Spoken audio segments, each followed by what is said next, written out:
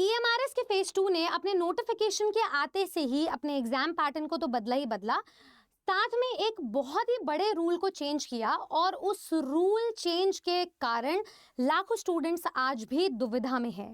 एक तरफ EMRS phase 2 का जो टियर 1 की परीक्षा है वो समाप्त हो चुकी है 14 दिसंबर को, लेकिन उसके बाद भी लाखों स्टूडेंट्स के मुंह पर बस एक ही सवाल है कि क्या लैंग्वेज में नेगेटिव मार्किंग है या नहीं, क्या लैंग्वेज में हमें ओवरऑल क्वालिफाई करना है या इंडिविजुअली। बस उस एक सवाल ने स्टूडेंट्स को इतना परेशान कर दिया है कि अब वो कंफ्यूज्ड है कि उन्हें टियर 2 की तैयारी करनी भी चाहिए या नहीं करनी चाहिए। तो इसी सवाल को एड्रेस करते हुए मैं निधि अरोरा आप सभी का हार्दिक अभिनंदन करती हूँ और इस सवाल को प्रूफ के साथ आप सभी के समक्ष पेश करना चाहूंगी। इस वीडियो को अंत तक जरूर सुनिए। छोटी सी बात यह है कि जब इस एग्जामिनेशन का नोटिफिकेशन आया था तो यहाँ देखिए नोटिफिकेशन में, डिटेल नोटिफिकेशन में इसके 16वें और 15वें पेज पर आपको एक मुख्य बात देखने को मिलेगी। ठीक है, वो मुख्य बात क्या है? लैंग्वेज कॉम्पिटेंसी टेस्ट पूरे पेपर का हिस्सा मेरिट लिस्ट के लिए नहीं है। लैंग्वेज कॉम्पिटेंसी टेस्ट को आपको अलग से क्वालिफाई करना था पिछली बार की तरह जो 2023 में हुआ था। इस बार क्या बदलाव है? मान लो ये हमारा पीजीटी का पेपर है। पीजीटी के पेपर में 20 नंबर की लैंग्वेज कॉम्पिटेंसी टेस्ट थी। यहाँ पर साथ में लिखा हुआ था कि ये क्वालिफाइंग नेचर का है, आपको मिनिमम 40% मार्क्स लेकर आने हैं कंबाइनिंग हिंदी एंड इंग्लिश। ध्यान से देखो, कंबाइनिंग इंग्लिश एंड हिंदी लिखा हुआ है, मतलब 20 में से आपको ओवरऑल 8 नंबर लेकर आने हैं। पीजीटी में भी ये लिखा हुआ है और टीजीटी में भी ये लिखा हुआ है। देखिए यहाँ पर टीजीटी के एग्जाम पैटर्न में भी ये लिखा हुआ है कि जो लैंग्वेज कॉम्पिटेंसी टेस्ट है ये क्वालिफाइंग नेचर का है। एक इंग्लिश है, एक हिंदी है और तीसरा रीजनल लैंग्वेज है।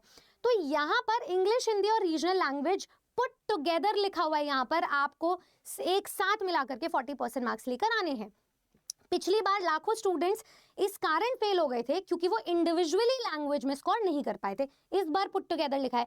तो आखिर क्यों स्टूडेंट्स इस सवाल को फिर से पूछ रहे हैं? इसके पीछे का कारण ये है कि स्टूडेंट्स की जो आंसर कॉपी है उसमें आप ध्यान से देखिए क्या लिखा हुआ है। आंसर जो आपका पेपर क्वेश्चन था, क्वेश्चन बुकलेट, उसके इंस्ट्रक्शन में लिखा हुआ था नोट में सभी 3 भाषाएं टीजीटी लेवल पर जो भाग छठी की है अर्थात प्रश्न क्रम संख्या 101 से 130 अनिवार्य है तथा स्वभावतः योग्यता प्राप्त करने के लिए प्रत्येक भाषा में, यहाँ जो इन्होंने प्रत्येक वर्ड यूज किया ना, इस वजह से लाखों स्टूडेंट्स कंफ्यूज हो गए कि प्रत्येक भाषा में न्यूनतम 40% लाने हैं, मतलब 30 में से 12 अंक लाने हैं। और यह आवश्यक है, कोई भी अभ्यर्थी व्यक्तिगत तौर पर छठी भाषा सक्षमताओं में अयोग्य होता है तो अभ्यर्थी भाग 1 से 5वीं तक का जो मूल्यांकन है उसका चेक नहीं किया जाएगा। इसका मतलब अगर आप लैंग्वेज में पास नहीं हो तो आप अपने सब्जेक्ट में और पूरे पेपर में फेल हो, पूरे टियर 1 में फेल। अब यहाँ पर प्रत्येक वर्ड की वजह से स्टूडेंट्स कंफ्यूज हो गए। पर इसी का इंग्लिश ट्रांसलेशन देखो, हमारे जो क्वेश्चन पेपर बुकलेट आता है वो भी बाइलिंगुअल होता है आपके पेपर की तरह। तो यहाँ इंस्ट्रक्शन इंग्लिश में भी लिखी हुई थी और इस इंग्लिश की इंस्ट्रक्शन में देखो एक वर्ड आया हुआ है एग्रीगेट। अगर ये एग्रीगेट का हिंदी ट्रांसलेशन प्रत्येक ना करके कुल या फिर एक साथ समस्त ऐसा कुछ लिख देते तो शायद स्टूडेंट्स के लिए समझना आसान हो जाता। तो यहाँ पर लिखा हुआ है कि जितने भी तीनों लैंग्वेज कॉम्पिटेंसी पार्ट्स हैं छठे क्वेश्चन के, तो क्वेश्चन सीरियल नंबर 101 से 130 में ये कंपल्सरी है और क्वालिफाइंग नेचर के हैं only with the requirement of minimum 40% marks in aggregate, मतलब 30 में से 12 मार्क्स आपको लेकर आने। और एग्रीगेट वर्ड का यूज किया है, एग्रीगेट मतलब ओवरऑल। फर्क ये नहीं पड़ता कि आप 10 में से 4 नंबर हिंदी में ही लेकर आओ, फर्क ये भी नहीं पड़ता कि 10 में से 4 जो क्वेश्चंस है वो आप इंग्लिश में ही सही करके आओ। मैटर ये करता है कि आपके ओवरऑल जो तीनों भाषाएं हैं उसमें मिलाकर के 30 में से एटलीस्ट 12 नंबर आने चाहिए इन टीजीटी सब्जेक्ट्स एंड टियर 1 के पीजीटी सब्जेक्ट्स में से 20 में से 8 नंबर न्यूनतम मिनिमम आपके आने चाहिए। तो अब स्टूडेंट का दूसरा सवाल ये आता है मैम इंग्लिश इंस्ट्रक्शन पे रिलाई करें हिंदी पे। जब भी नोटिफिकेशन में कंफ्यूजन हो ना तो आप इंग्लिश नोटिफिकेशन पर रिलाई किया करो, ना कि हिंदी पर। तो इसी के अकॉर्डिंग जो नोटिफिकेशन दिया हुआ था उसमें भी इंग्लिश में बिल्कुल सच बात है, पूरा नोटिफिकेशन आपका इंग्लिश में आया है और उसमें साफ साफ बयां किया हुआ है कि पिछली बार से जो इस बार का रूल है वो अलग है। और आपके क्वेश्चन पेपर बुकलेट में भी इस इंस्ट्रक्शन को इंग्लिश में बहुत ही सेपरेटली लिखा हुआ है, तो आपको पैनिक करने की जरूरत नहीं है। तो स्टूडेंट जब तलवार पर लटके हुए हैं कि मैम ओवरऑल पास करना था या इंडिविजुअली, आप निश्चिंत हो जाएं, अगर आप ओवरऑल पास कर रहे हैं तो आप बिल्कुल सही रास्ते पर हैं और आप टियर 2 की तैयारी कर सकते हैं। सो कंग्रेचुलेशंस। अब दूसरी चीज मैं ये डिस्कस करना चाहूंगी कि जो लैंग्वेज का लेवल है उन्होंने उसके साथ जस्टिफाई नहीं किया, जस्टिफिकेशन नहीं हुआ। कैसे? मैंने भी टीजीटी लेवल पर रीजनल लैंग्वेज में जिन्होंने इंग्लिश चूज किया था उसके पेपर को डिस्कस किया था।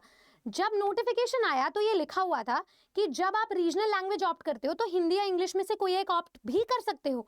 तो जिन्होंने मान लो इंग्लिश ऑप्ट किया तो यहाँ पर लिखा हुआ था कि however the standard of English and Hindi for those who are opting one of those two languages as regional languages also will be higher than the standard as that of general English and general Hindi। इन्होंने बोला जो regional language में English choose करेगा तो वो सामान्य English से difficult level की होगी, पर ऐसा कुछ भी नहीं था, ऐसा उल्टा हुआ था। अगर आप क्वेश्चन पेपर को ध्यान से देखोगे तो जो रीजनल लैंग्वेज में इंग्लिश है वो कंपैरेटिवली इजी आई थी एज अपोज टू जो हमारा सामान्य इंग्लिश था उसके।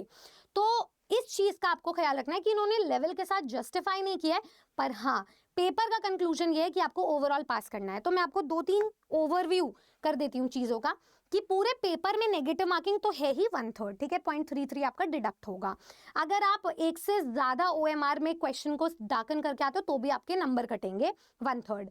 पूरे पेपर में नेगेटिव मार्किंग है including the language competency test, यानी कि लैंग्वेज कॉम्पिटेंसी टेस्ट में भी आपको क्वालिफाई करना है ओवरऑल नेगेटिव मार्किंग के बावजूद, मतलब नेगेटिव मार्किंग के होते हुए आपको क्वालिफाई करना है। तो ये चीज याद रखिए। लेकिन अब ये जो पूरा पेपर है ना लैंग्वेज कॉम्पिटेंसी टेस्ट को मिलाकर, अगर आपने इसमें क्वालिफाई किया तो आपकी ये वाली आंसर कॉपी चेक होगी। अगर आप इसकी कट ऑफ को पास कर गए हो तभी आपका ये जो पूरा पेपर है ओवरऑल क्वालिफाइंग, ये मान्यता उसको दी जाएगी और आप टियर 2 में पास ऑन हो जाओगे। पूरा पेपर भी क्वालिफाइंग है, लैंग्वेज कॉम्पिटेंसी टेस्ट भी क्वालिफाइंग है, मतलब इसके नंबर आपके टियर 2 में नहीं जुड़ने वाले। तो अब मैं आपसे एक सवाल करना चाहूंगी, अगर आपको ये सारी बात समझ में आ गई हो कि आ गई हो तो, कि आपके लैंग्वेज में कितने नंबर बन रहे हैं, ये मुझे कमेंट सेक्शन में जरूर बताकर जाएं, क्योंकि मुझे पता है लाखों स्टूडेंट्स का ये सवाल है कि मैम लैंग्वेज को कैसे पास करना था। तो ओवरऑल आपके कितने नंबर बन रहे हैं ये मुझे कमेंट सेक्शन में जरूर बता के जाएं। तीसरी चौथी बात, जो भी बात लगा लो आप यहाँ पे, सिर्फ लैंग्वेज को क्वालिफाई करना या इस पेपर को क्वालिफाई करना काफी नहीं होगा। जितनी स्पीड से इन्होंने टियर 1 का एग्जाम लिया उतनी स्पीड से टियर 2 का भी एग्जाम ये लेकर रहेंगे। तो टियर 2 में आपका सब्जेक्टिव एनालिसिस और क्रिटिकल एनालिसिस होना बहुत ज्यादा जरूरी है। अब उस तैयारी को रीइंफोर्स करने के लिए, एंश्योर करने के लिए हमारी पूरी टीम लगी हुई है। हम तो इनफैक्ट टियर 2 के बाद हमने टियर 1 के बाद रेस्ट भी नहीं लिया है, टियर 2 की तैयारी कंसेक्यूटिवली हम करवा ही रहे हैं। मैं रिविजन मोड पर जा चुकी हूँ। तो आप सब्जेक्टिव एनालिसिस करिए और अपने सब्जेक्ट को पक्का कीजिए आज ही हमारे साथ। तो किसी भी एक बैच में जुड़ने के लिए चाहे तो आप इंडिविजुअली जुड़ सकते हैं या किसी भी महापैक में जुड़ सकते हो।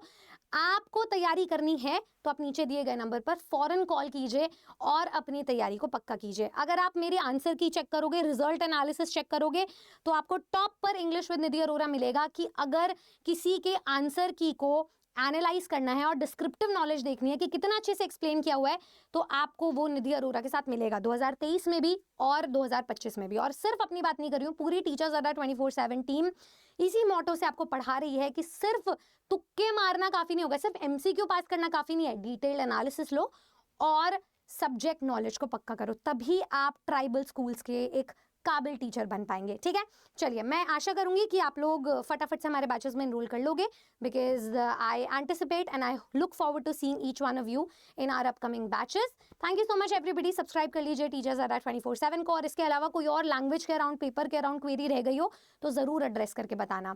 शुक्रिया, गुड लक।